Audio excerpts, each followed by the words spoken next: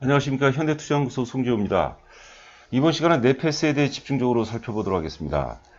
현재 반도체 테마는 동진 세미캠을 중심으로 한 소재, 그리고 EUV 관련해서 SNS텍 등이 강세를 보이고 있는데요.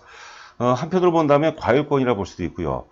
상대적으로 네페스라든가 SF 반도체 같은 그 패키징 관련주들은 상당 부분 바닥권에 와 있고, 또 순환매를 감안한다면 이제는 이제 매수의 시각으로 접근해야 되지 않을까 생각이 됩니다. 자, 네페스 이 무기로 남을 것인가, 여전히 용을 꿈꾸는가 살펴보도록 하겠습니다.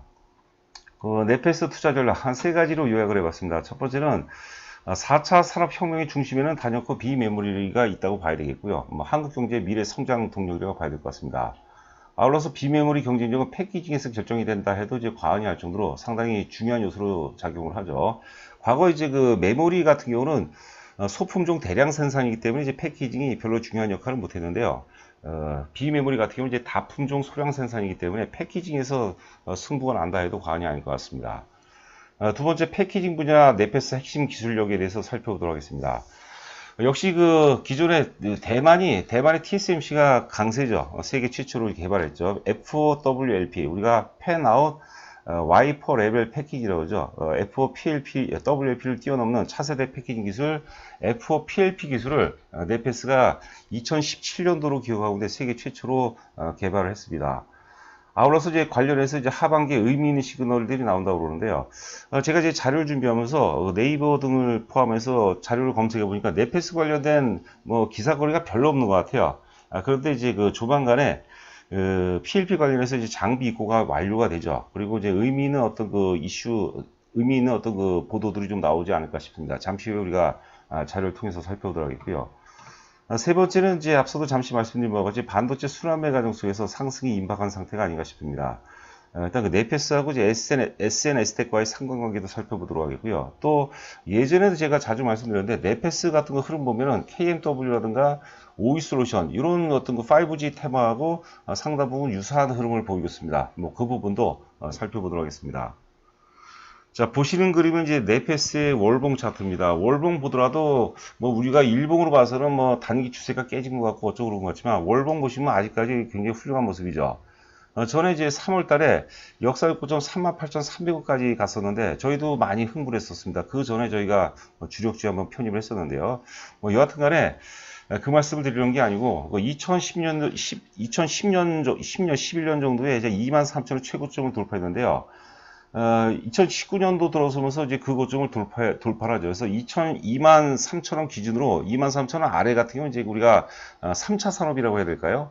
그때는 또 PLP라는 것이 존재하지 않았죠. 여하튼 간에 PLP라는 어떤 그 세계적인 패키징 기술은 존재하지 않았던 어떤 새로운 시장이라고 보면 될 것 같고요. 올해 그 빠르면 하반기 이후부터 본격적으로 이제 글로벌 시장에서 크게 이슈가 될 가능성이 높지 않나 싶습니다. 그래서 23,000원, 네페스를 23,000원 기준으로 본다면 4차 산업의 어떤 출발 시작이라고 보시면 될 것 같고요.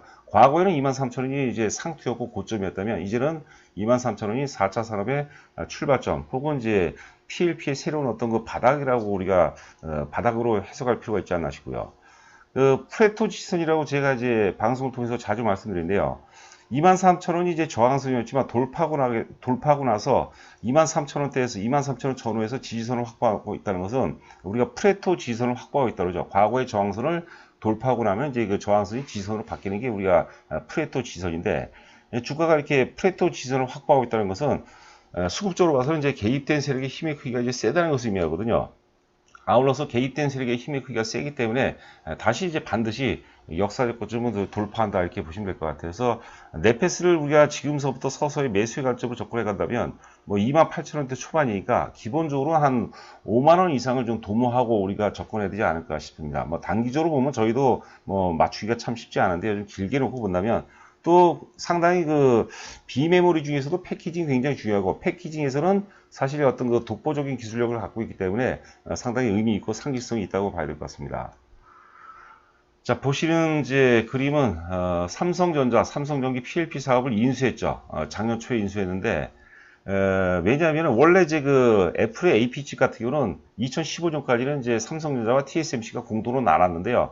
2016년도에 애플이 삼성전자를 버리고 TSMC로 왔어요. 그 이유가 TSMC가 세계 최초로 F5WLP, 즉 팬아웃 와이퍼 레벨 패키징 기술을 이제 만들어냈죠.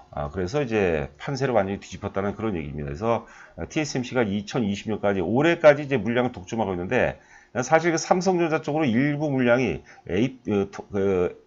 아이폰의 AP 칩 물량이 오지 않을까 싶은데 최근 또 이제 보도 보니까 좀 가능성은 좀 희박하지 않나 뭐 그런 보도들이 나오는 것 같습니다. 요 아래 또 보시면 이제 그 팬아웃 PLP는 팬아웃 패널 레벨 패키징입니다. 입출력 단자 배선을 반도체 칩 바깥으로 빼내서 반도체 성능을 향상시키는 동시에 기판, 우리가 PCB라고 그러죠. PCB를 사용하지, 회로 기판을 사용하지 않아서 생산 원가를 낮추는 기술이다. 여기까지가 이제 우리가 팬아웃 기술입니다. 우리가 보통 이제 그 팬아웃 기술 세 가지로 요약합니다. 앞서 얘기한 것대로 입출력 단자를 바깥으로 빼서 입출력 그 효능을 향상시키고, 그 다음에 이제 웨이퍼 단위로 칩을 패키징합니다.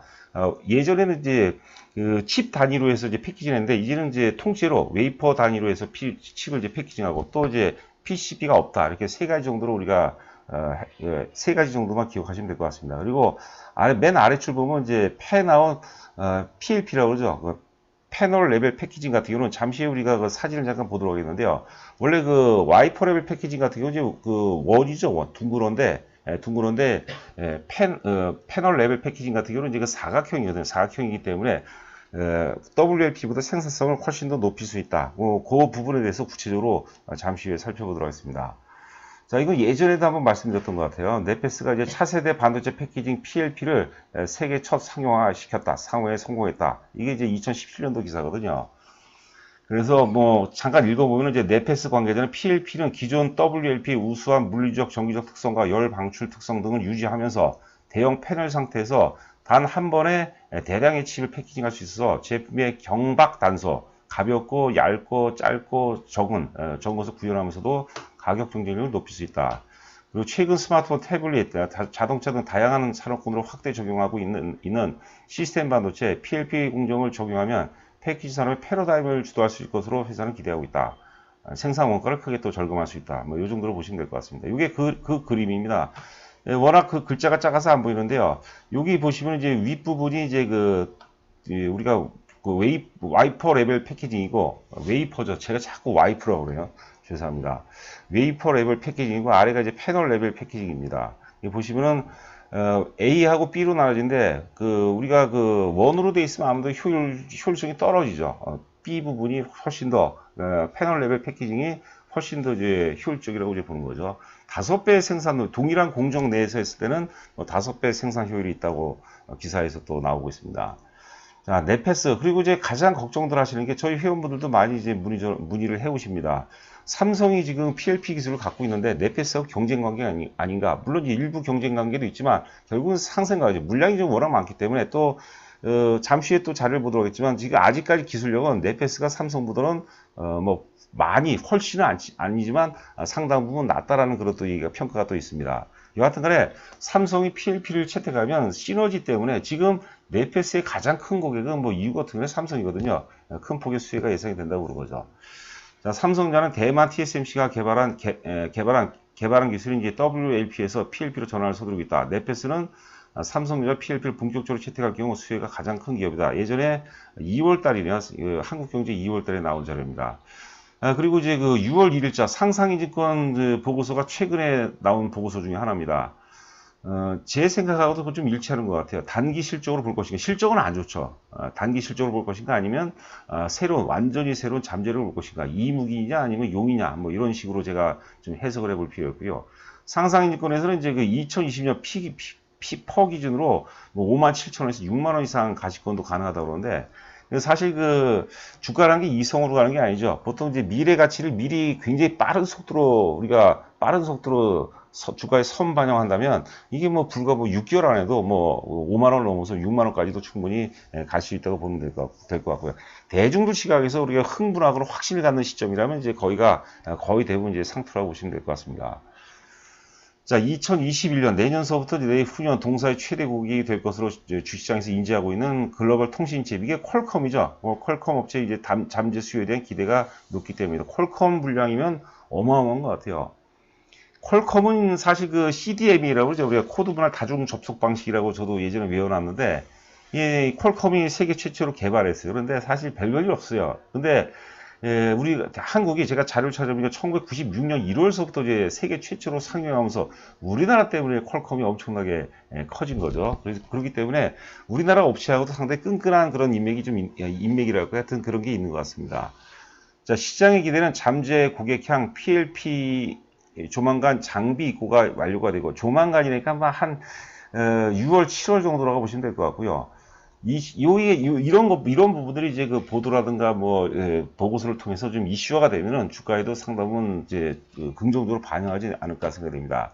자, 그리고 2020년 올해 이제 하반기 고객향 제품 퀄이라고 되는데 퀄리파이로 해석하시면 될 것 같아요. 이게 이제 뭐냐면 적합도 하고 자격, 이렇게 자격이죠. 장비를 공정을 들어오기 전에 했던 그 테스트라는 거죠. 퀄리파이 예정으로 파악되고 있다. 진행 상황에 따라서 2021년 내년도죠. 내년도 상반기 중에서 매출 개시 가능성이 굉장히 높고요. 이런 부분들이 저희가 보기에는 이제 조만간 좀 이슈화될 가능성이 높지 않을까 싶습니다. 앞서도 제가 이제 그림을 통해서 말씀드린 바와 같이 기존 라운드 타입의 펜아웃 WLP보다 동일 공정에서 5배 규모의 생산 효율이 높대죠. 이러면 바보가 아니라는 다 이제는 기존에는 우리가 WLP가 시장을 장악했지만 이제는 PLP로 이제 넘어간다고 보시면 될 것 같아요. 물론 대만에도 AS이라는 사가 있습니다. 패키징사가 있는데 당연히 그 네페스보다는 기술력이 상당 부분 떨어진다고 봐야 될 것 같고요. 2022년 EPS로 6만 원을 넘어본다고 그러는데 이런 부분들은 이제 의미가 없고 일단 그 미래 가치를 빨리 땡기면은 그게 사실 불과 6개월 내 혹은 1년 내도 가능하다고 보는 거죠. 주가는 본질이라든가 이성보다는 이슈에 의해서 많이 정해진다고 보시면 될 것 같습니다. 자, 그리고 경쟁사 제품보다 삼성전자라든가 AS는 이제 대만의 패키징 업체인데요. 경쟁사 제품보다 면적이 훨씬 큰 PLP 수율이 언제 가시적 성과를 볼 것이냐에 대한 투자자들이 타당한 기대 여부이다인데 잠시 후에 또 나오는데요. 네페스가 지금 기준으로는 가장 기술력이 높다고 봅니다. 자, 글로벌 통신칩 물량 잠재력은 삼성과는 비교가 안 된다. 이게 이제 통신칩이 퀄컴이죠. 우리가 이것도 이제 그 다음 내용이 나오는데 예전에 데카 테크놀로지를 필리핀의 데카 테크놀로지를 인수했는데 그 데카 테크놀로지의 주요 주 중에 하나가 이제 퀄컴이죠. 그것 때문에도 가능하고 하여튼 복합적인 요소인 것 같습니다. 특히 이제 펜아웃 기술을 또 원천 기술을 또 많이 갖고 있죠.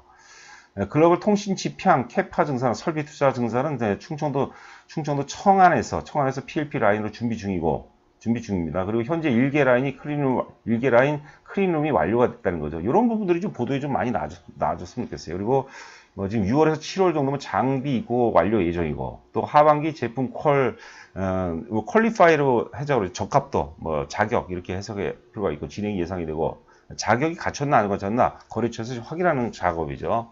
그리고 이제 2021년 2분기서부터 매출이 가능하고 또 하반기서부터 매출 효과가 온기 반영 기대가 된다. 이렇게 되어 있죠. 그리고 여기 내용 보시면 재밌어요. 2020년 시험 생산에 들어갔다. 크기 역시 600 곱하기 600mm, 그 60cm죠. 보통 이제 와이퍼들, 8인치 같은 경우가, 8인치가 이제 그 20cm, 그 다음에 14인치가 30인치로 제가 알고 있는데요. 하여튼 그 60cm, 60, 가로, 그 패널이니까, 직사각형이니까 60cm, 60cm죠. 그 다음에 ASE가, 대만의 ASC가 30cm, 30cm, 삼성전자가 45cm, 50cm니까, 지금 상황으로 봐서 네페스가 기술력이 가장 좋은 것으로 이제 알려지고 있습니다.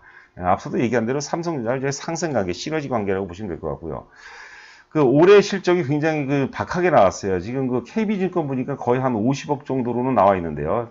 2019년도에 이제 600억에서 올해 예상 영업이 이제 7억으로 나오네요. 너무 박하게 좋고, 내년도에 한 705억, 후년도 2020년도 이제 영업이익이 드디어 1000억을 돌파할 거라고 보는데 주식은 항상 그 미래 가치의 선반영입니다. 그리고 이런 부분이 지금 주가에 상당 부분 반영되는 과정으로 해석해 볼 필요가 있지 않나 싶습니다. 자, 이거는 이제 KB증권에서 작년에 나왔던 거죠. 작년에 1553억을 갖다가 우리가 공시했죠.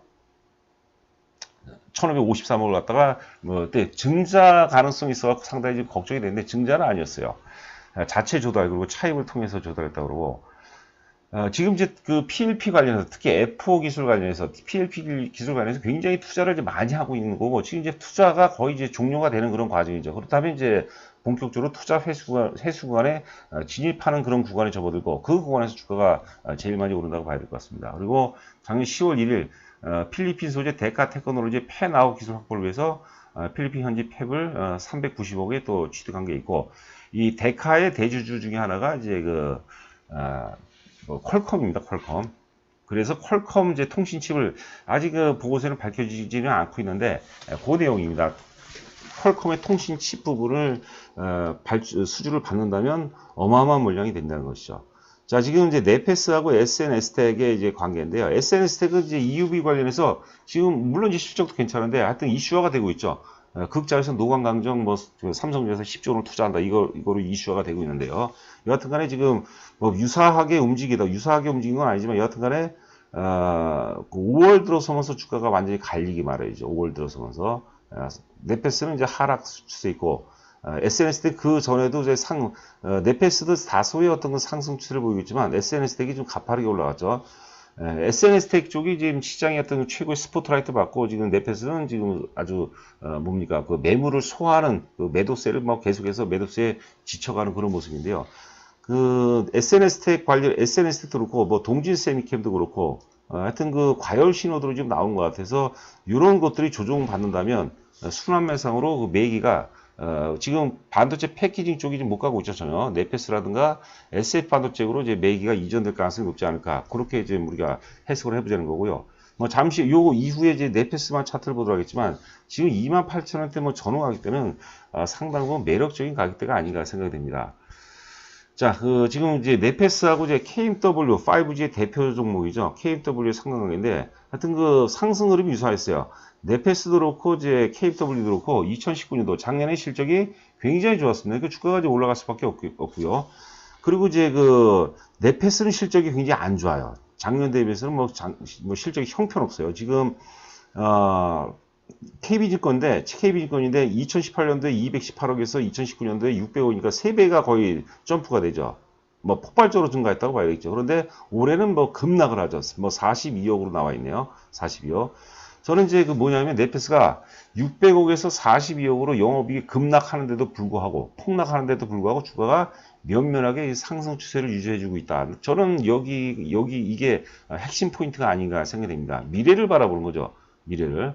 자, 그리고 이제 주가는 그 영업이익이 실적이 안 좋은데도 불구하고 뭐 어떤 데도 불구하고 악재에도 불구하고 그런 데도 불구하고 올라가는 그런 주식이 가장 좋은 주식입니다, 여러분들. 그 영업이익 600억짜리가 42억으로 급락을 하는데 그런데도 불구하고 이렇게 이런 그 상승 흐름 기조를 유지하고 있다는 건 대단한 힘이죠.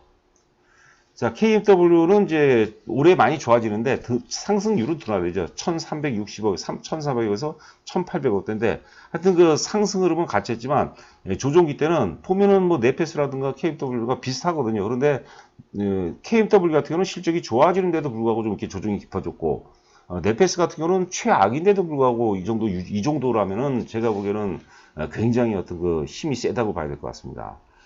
자, 일봉 차트인데요. 지금 주가는 3월 19일이죠. 우리가 주가가 전체 시장이 뭐 국내외를 막론하고 3월 19일날 최저점, 최악의 구간을 이제 통과한 그런 구간하고 거의 일치가 되는 그런 가격대거든요. 이런 가격대라면 여러분들 좀 지루하더라도 특히 이제 물려 계신 분들은 답답할 텐데 다른 거 또 옮겨 타고 이러면은 또 시행착오로 반복할 수가 있거든요. 그러지 마시고요. 뭐 좀 여유 자금 있다면 좀 추가적으로 조금 더 산다. 물타기 개념이 저는 요 정도에 합당하지 않나 생각이 됩니다. 그래서 네페스 같은 경우는 충분히 추가적으로 사볼만 하고요. 사실 그 반도체는 같이 움직이기 때문에 SF 반도체도 동일할 것 같아요. SF 반도체도 뭐 계속해서 5,000원 뭐 아래면은 상당히 매력적인 가격대죠. 저희가 SF 반도체는 지금도 한 10,000원 정도는 뭐 충분히 가지 않을까 그런 생각이 듭니다. 자, 오늘 하루도 고생 많으셨고요. 저는 또 내일 여러분들 찾아뵙도록 하겠습니다. 감사합니다.